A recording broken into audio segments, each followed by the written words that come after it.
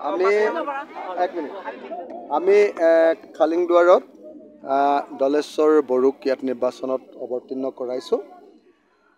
দলেশ্বৰ বড়ো এই স্থানীয় অঞ্চলৰ সকলো মানুহৰ জনপ্ৰিয় এজন যুৱক।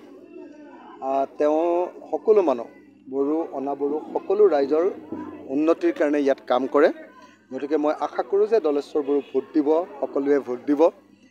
আমি BTADত মাত্ৰ 3জন প্ৰাৰ্থী উঠাইছোঁ, মাত্ৰ 3জন, ওদালগুৰিত 2জন আৰু এজন বাক্সাত, মাত্ৰ 3জন আমি MCLক উঠাইছোঁ।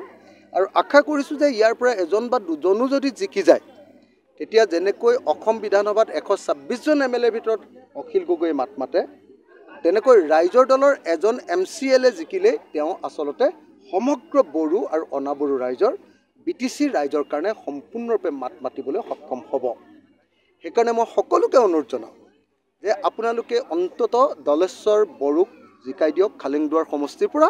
আৰু যদি খালিংদুৱাৰ সমষ্টিৰ পৰা দলেশ্বৰ বড়োক জিকাই দিয়ে, সি মোৰ ভাই, মই তাক লগত লৈ কোকৰাঝাৰত থাকি লৈ কেনেকৈ BTAD অঞ্চলৰ উন্নয়নৰ কাৰণে মাত মাতিব লাগে, কেনেকৈ BTR চুক্তিখন কাৰ্যকৰীকৰণৰ কাৰণে সম্পূৰ্ণৰূপে মাত মাতিব লাগে, ইয়াৰ বড়ো আৰু অনাবড়ো ৰাইজৰ উন্নয়নৰ কাৰণে কেনেকৈ কাম কৰিব লাগে, তাৰ কাৰণে মই একেলগে কাম কৰিবৰ কাৰণে সাজু হৈ আছোঁ।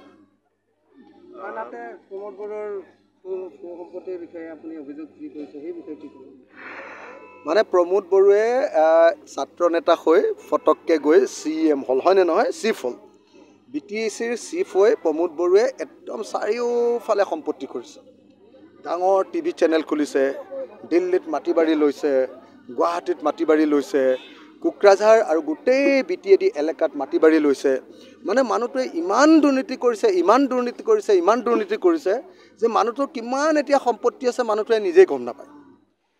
এতিয়া এইবাৰ নিৰ্বাচনী যিটো শপতনামা তেওঁ দিলে নমিনেশ্যনৰ, সেই নিৰ্বাচনী শপতনামাত আপোনাৰ প্ৰমোদ বড়োৱে কি কৰিলে, আপোনাৰ তেওঁৰ 9 টুকুৰা মাটিৰ, তেওঁৰ পত্নীৰ নামত থকা 9 টুকুৰা মাটিৰ নাম উল্লেখ কৰিবলৈ পাহৰি গ'ল, উল্লেখ নকৰাকৈ থাকি গ'ল।